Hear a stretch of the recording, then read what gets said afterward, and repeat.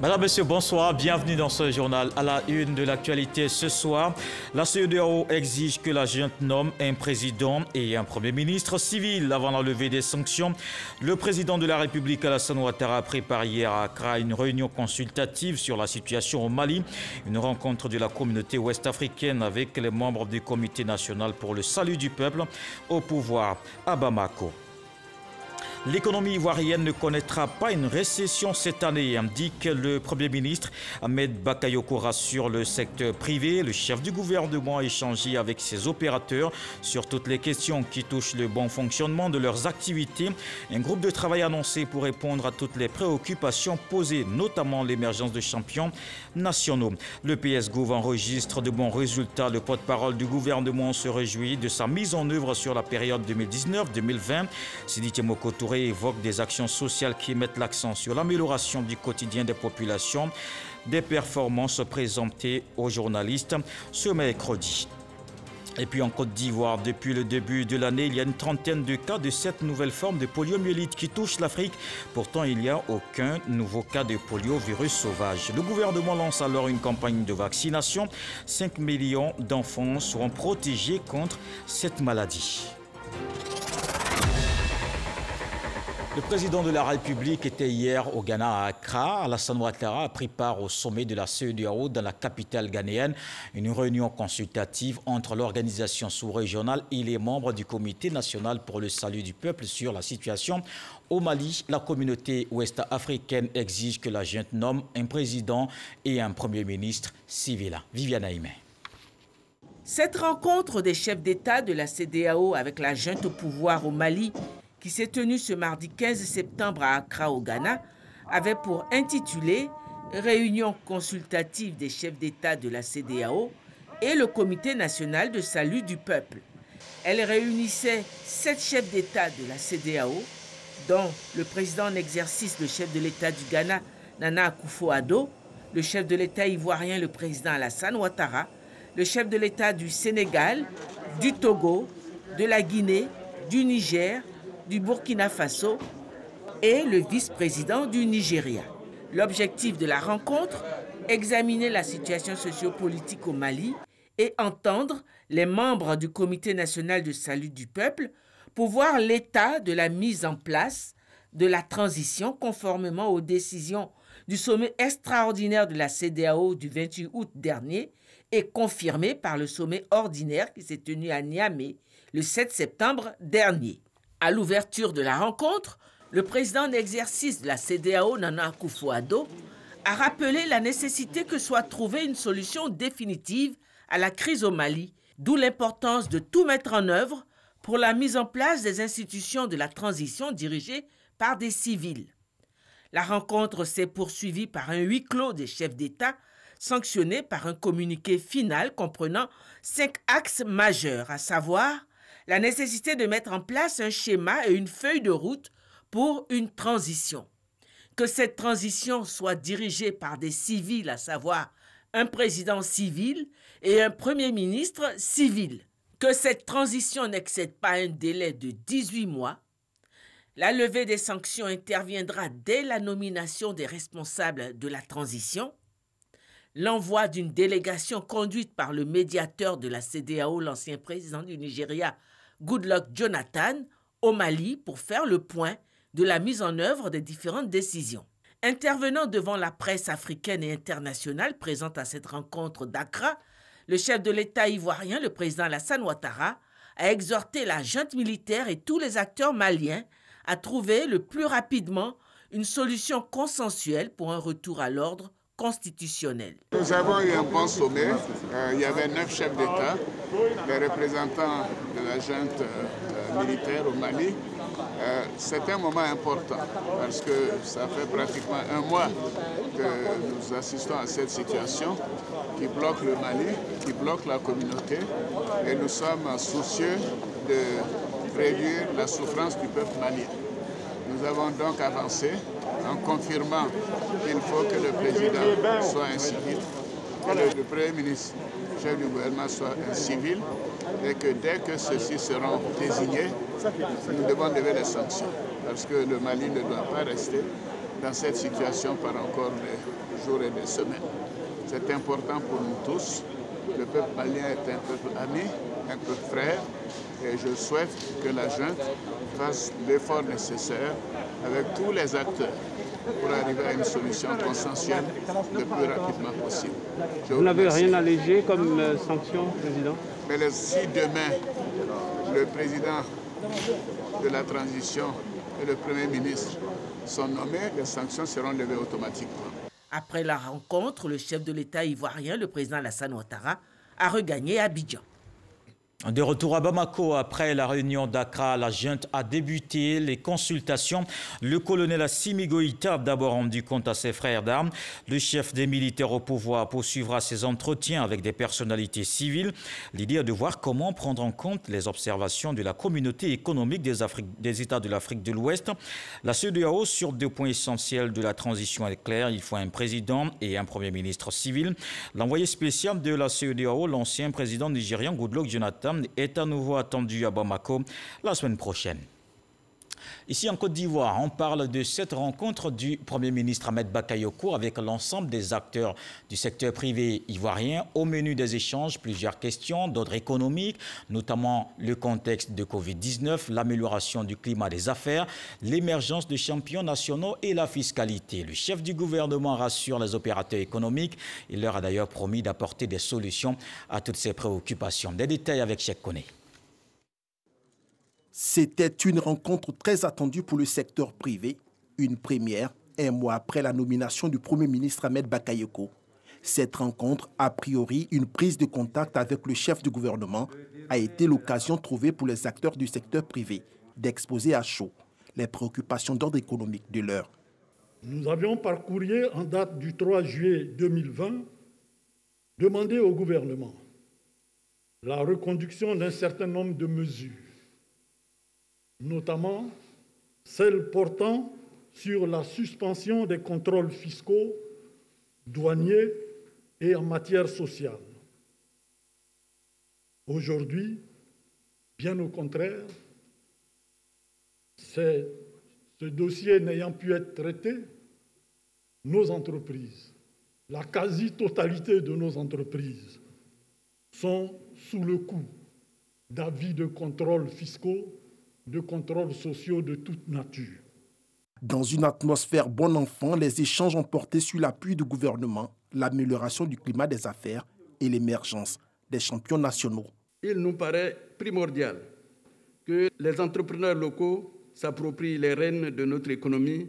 C'est ainsi que des questions liées au financement des entreprises, notamment des PME, au renforcement de leurs capacités, à l'accès à la commande publique, mais également à leur capacité de s'exporter sur les marchés étrangers, et cela doit être définitivement résolu. Se réjouissant de la qualité du dialogue entre l'État et le secteur privé, le Premier ministre dit s'inscrire dans la continuité de l'action gouvernementale. J'entends renforcer la dynamique instaurée depuis 2011 en donnant à ce partenariat une dimension encore plus importante, surtout dans cette période charnière du développement socio-économique et politique de notre pays. Chef d'entreprise dans une vie antérieure, Ahmed Bakayoko dit connaître les attentes et les préoccupations du secteur privé.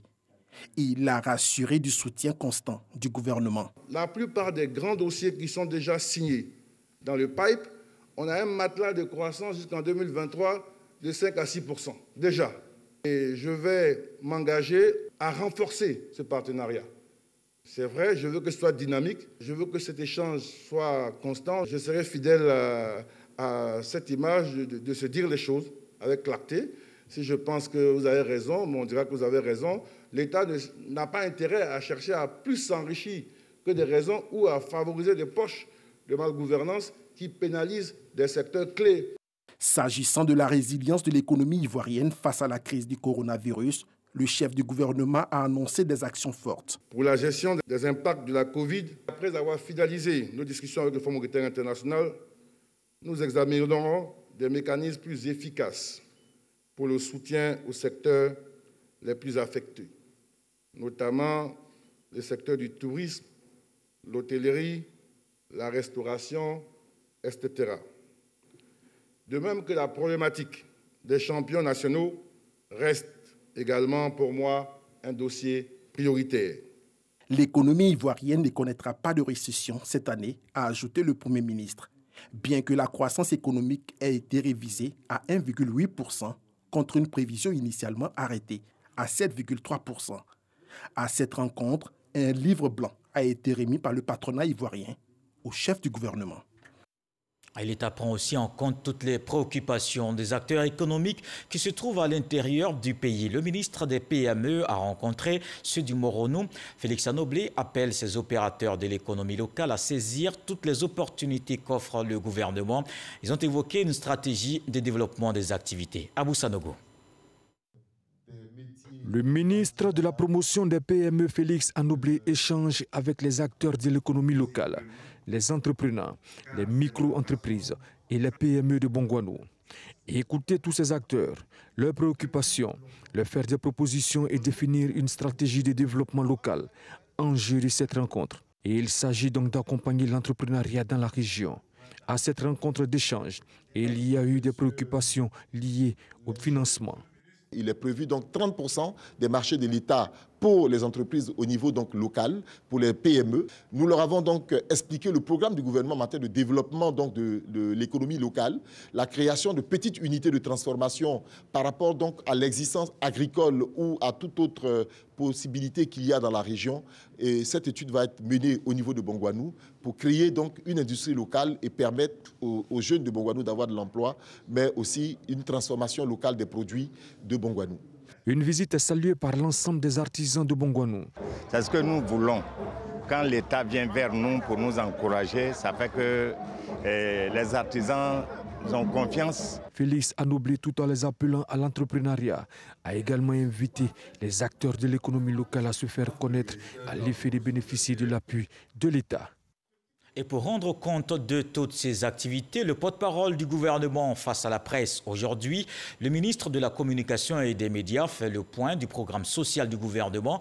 Sidi Tiemoko Touré se réjouit des résultats enregistrés à travers les actions qui mettent l'accent sur l'amélioration du quotidien des populations, accès à l'eau potable, électricité, santé et éducation, des performances du PS-Gouv sur la période 2019-2020 qu'on voit avec Herman Guivet.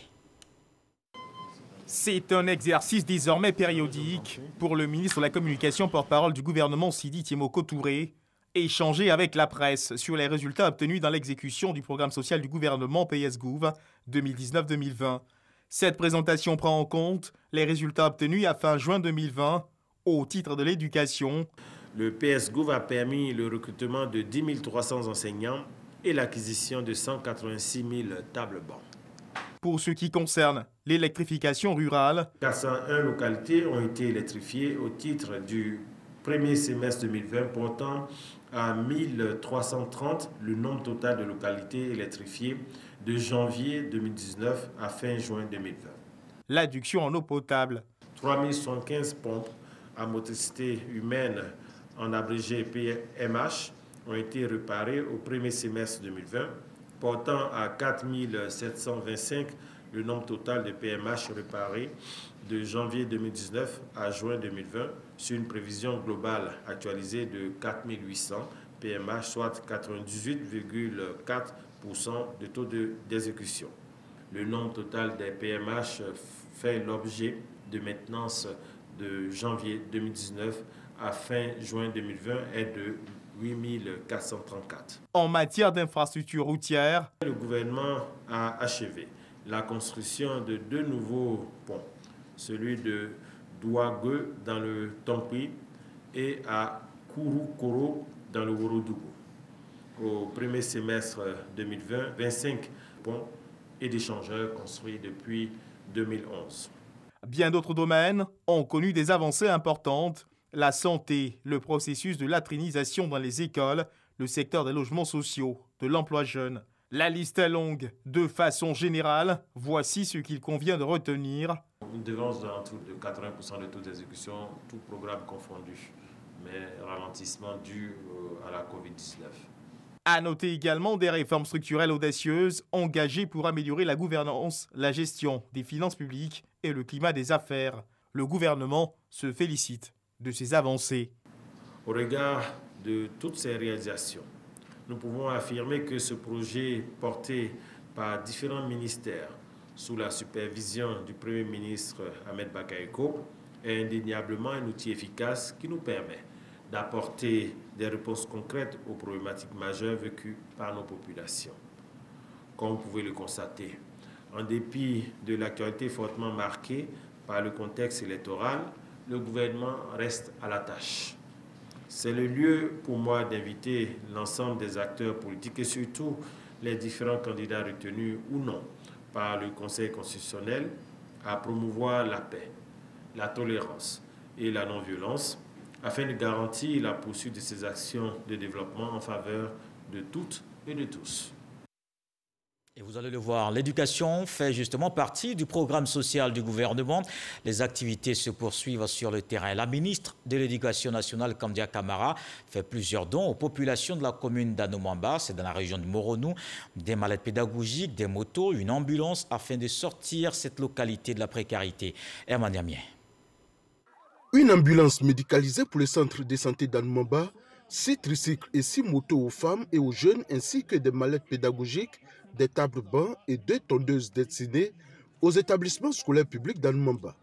Ce don d'une valeur de plus de 95 millions de francs CFA est à mettre à l'actif de la ministre de l'Éducation nationale, de l'enseignement technique et de la formation professionnelle. Kandia Camara honore ainsi une promesse faite aux populations de cette localité lors d'une visite. À ce geste s'ajoute la réhabilitation de l'école primaire de la localité d'un coût estimé à plus de 26 millions de francs CFA. La ministre de l'Éducation nationale indique que ce don a été possible grâce au président Alassane Ouattara, le vrai héritier du feu Boigny selon elle. Il a fallu le président Alassane Ouattara pour faire du Moronou une région à part entière. Ça, c'est Alassane Ouattara qui l'a fait. Il a fallu le président Alassane Ouattara pour venir non seulement réhabiliter certaines routes, mais bitumer des axes importants ici, dans la région du Moronou.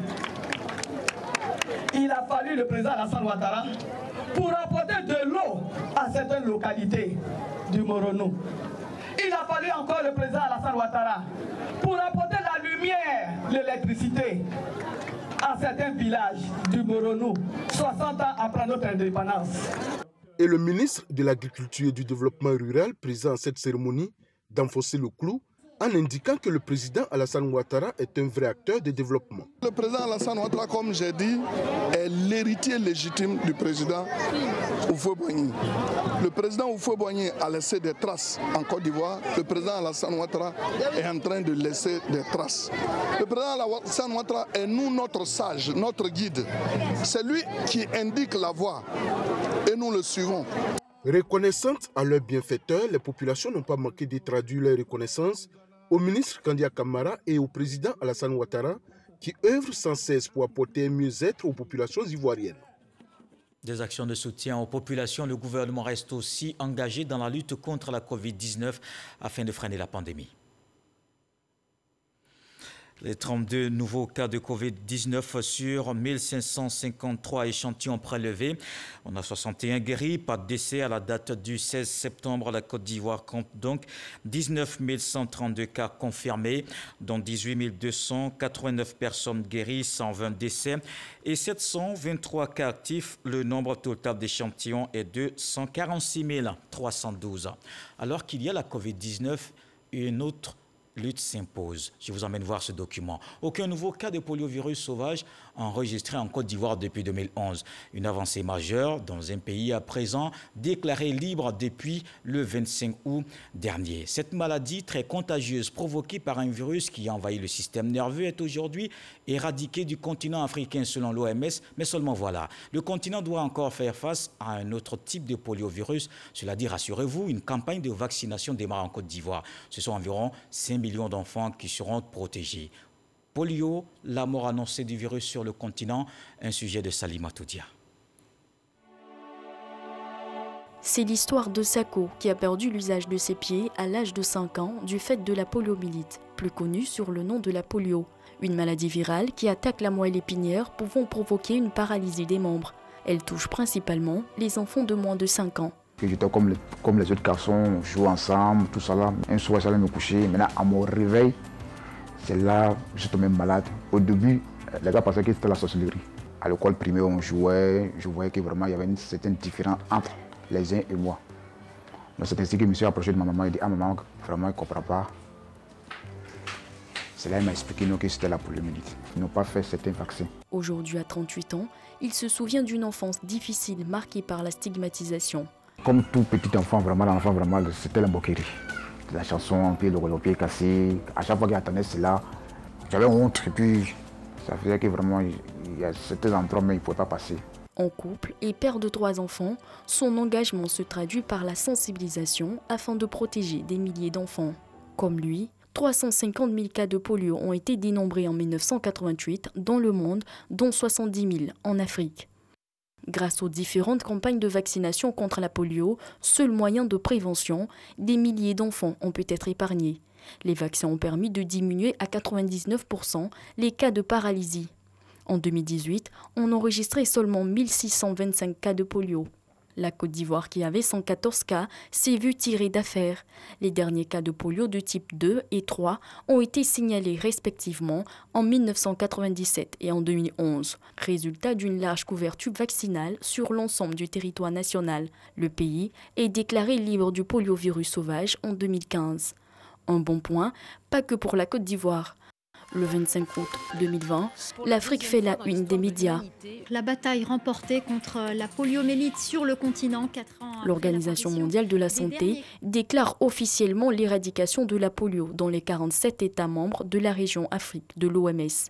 Une bonne nouvelle qui donne aux scientifiques l'espoir que ce fléau puisse un jour être mondialement éradiqué, car l'Asie et le Moyen-Orient connaissent encore des cas. Le défi pour les 47 États membres de la région Afrique est à présent de maintenir le niveau d'immunité requis pour conserver les acquis. Seulement, en pleine crise sanitaire mondiale du coronavirus, un cas de polio est signalé à Boisseau.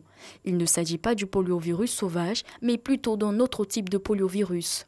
On a réussi à éradiquer le poliovirus sauvage, mais on a un autre type de poliovirus contre lequel on va vacciner. On a eu cette année 37 cas d'enfants paralysés dus à ce microbe.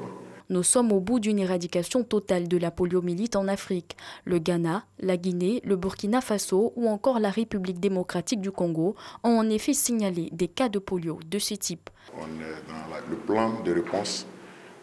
Il est prévu de vacciner l'ensemble des enfants du pays. Tous les enfants doivent recevoir. Il ne faut pas dire mon enfant a joué sa vaccination. Non. Le vaccin qu'on a envoyé, c'est pour lutter contre l'épidémie qui a cours actuellement. Voilà, ce n'est pas le vaccin habituel.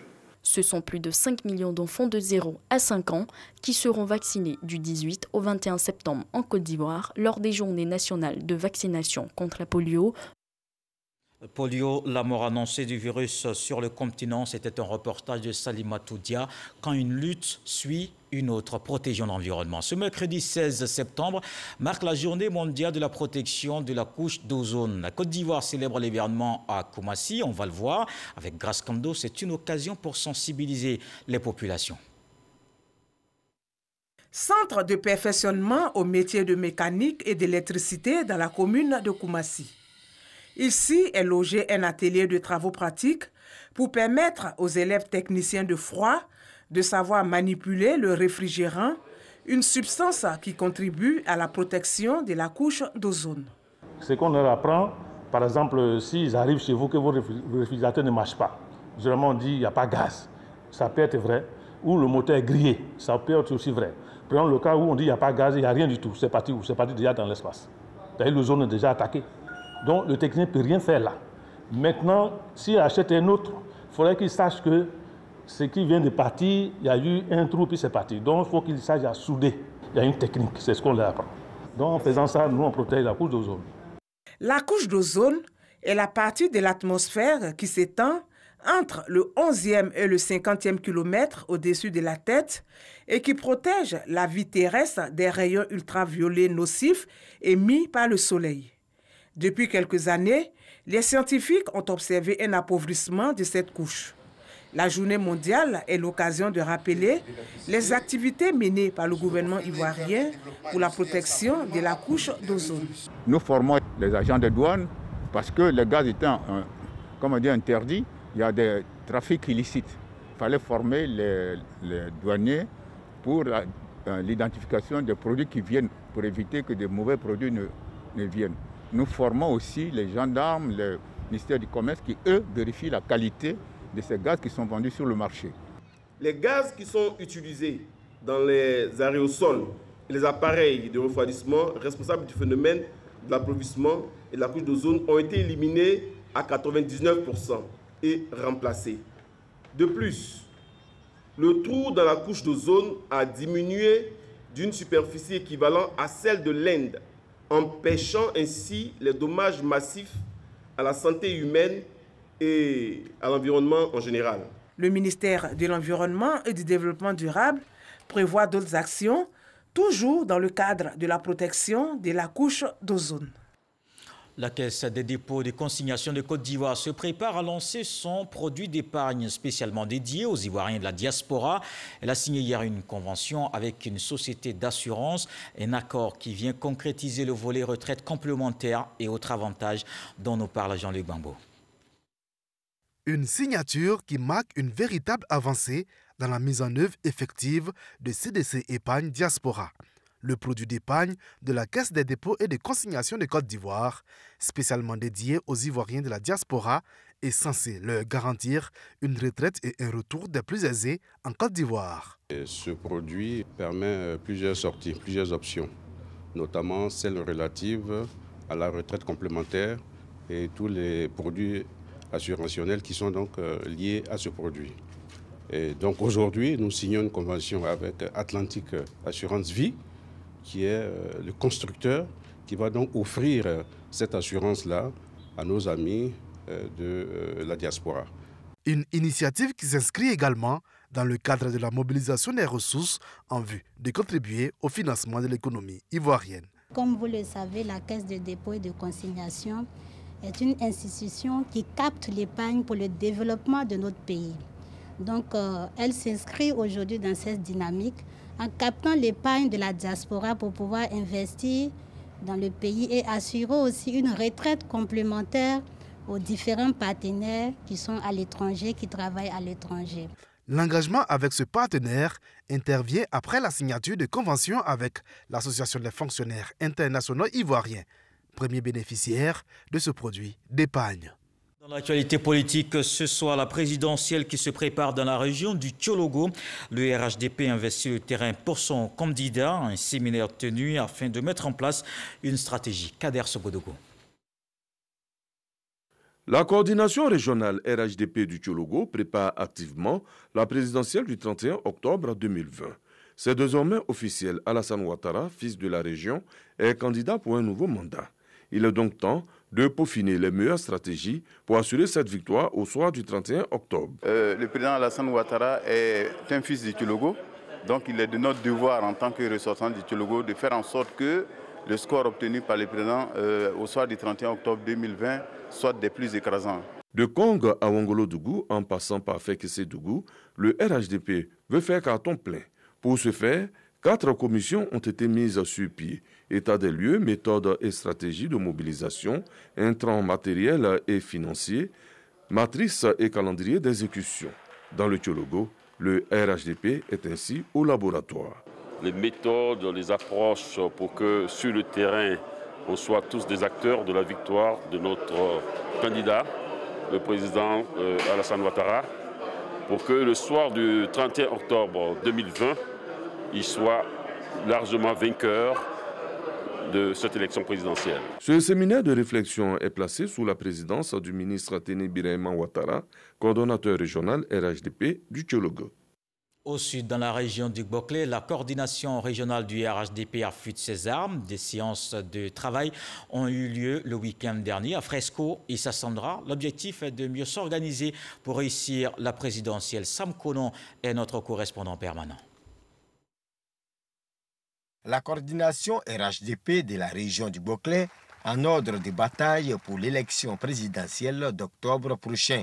Au sortir de cette réunion, il a été donné comme consigne d'investir tous les hameaux partout où se trouvent nos militants afin de les mobiliser pour la victoire du candidat du RHDP au soir du 31 octobre 2020. J'ai eu à tirer l'attention de nos militants, de nos délégués, qu'en 2015, nous étions en roue libre. Cette fois-ci, le 31 octobre 2020, nous avions des adversaires. Le coordinateur a souhaité qu'on se retrouve pour mettre tous nos éléments en ordre de bataille et qu'on les lâche sur le terrain. Nous sommes fin prêts. Même si les élections ont lieu demain, nous sommes prêts. Pour le coordonnateur régional du RHDP, le Gbokle va honorer ses engagements vis-à-vis du parti le 31 octobre. Nous sommes en train de peaufiner toute notre stratégie pour qu'au niveau de la région du Gbokle, nous fassions le MPKO. Cette stratégie qui nous a été indiquée par la direction exécutive du RHDP, surtout le directeur exécutif en la personne du ministre Adama Bitogo, qui nous a mis en mission. Nous ne voulons pas décevoir et nous voulons aller de l'avant, nous voulons produire de bons résultats. Et c'est ça. Ça, c'est d'abord pour la Côte d'Ivoire, mais pour notre région. La région du Gbokle compte 65 222 électeurs. Et le RHDP veut se donner les moyens pour obtenir un score écrasant, selon le coordonnateur régional. Voilà qui met un terme à ce journal. Merci de l'avoir suivi. Retrouvez Marine Cognan à 23h. Ce soir, le sage dit que c'est au détenteur de la viande fraîche de rejoindre celui qui a le feu. Dieu voulant, on se retrouve demain.